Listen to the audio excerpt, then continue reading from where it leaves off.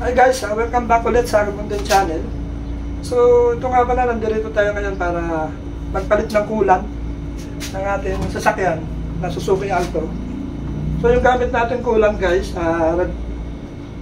yung ultra cool na Besley brand.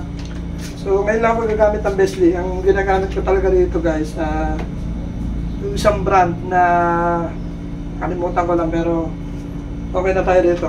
Pare-parehas lang naman yan. By the way, dalawang klase itong kulan. Meron tayong tinatawag na ready to use at meron din concentrate kulan. Saka ang lifespan ng mga kulan guys, pwedeng 6 month lang, pwede rin 1 year. So depende yun sa bibili nyong variant. So tara, simulan na natin para papalitan na natin yung ating tubig o kulan sa ating sasakyan.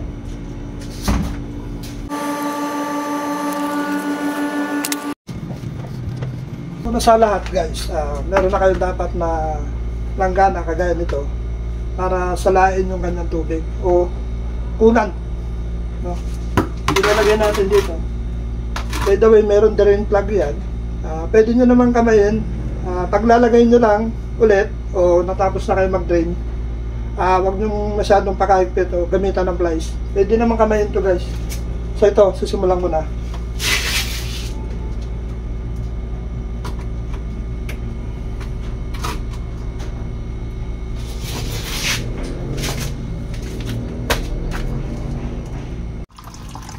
So ito na, matanggal na natin drain plug.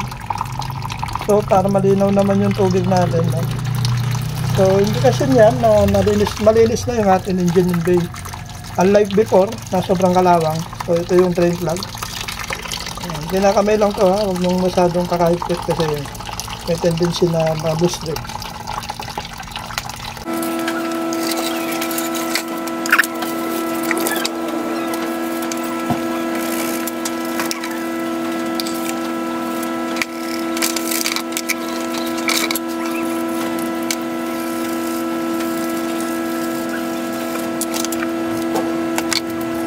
Finally guys, ito na, magsasalin na tayo ng kulan. So kailangan natin ng panel. Yan, lagay lang natin dyan. Dahan-dahan lang para matamaan ito. So lagay na natin yung kulan natin. Kulay green. Ito yung kulan natin, no?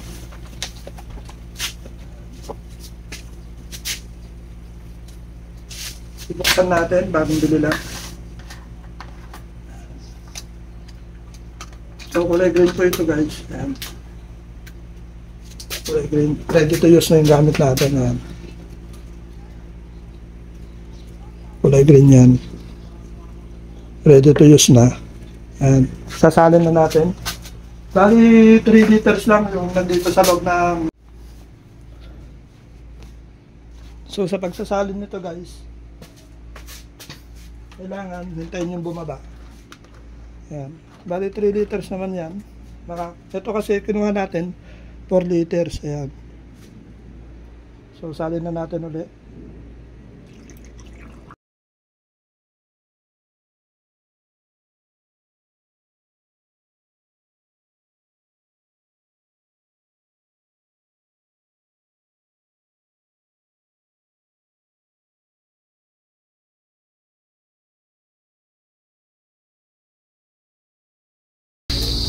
So ito na guys, tapos na natin lagyan o napuno na natin yung kanyang radiator.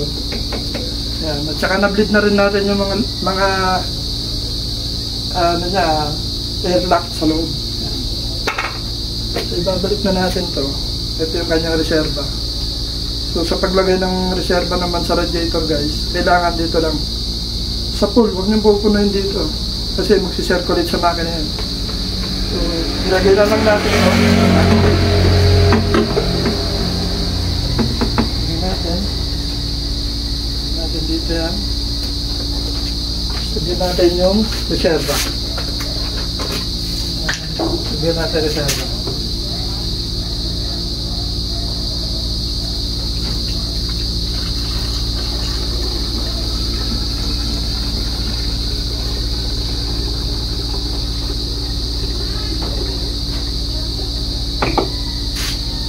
ko lang.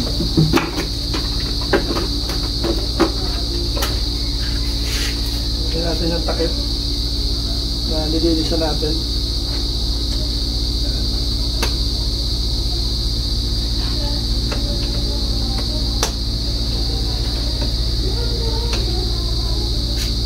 Lagyan natin ito. Tapos, i-start ulit natin. Saan na natin yun? Start ulit natin.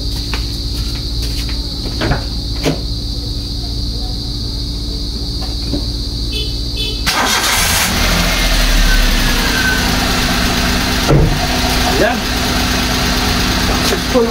Successful guys yung ating ginawang.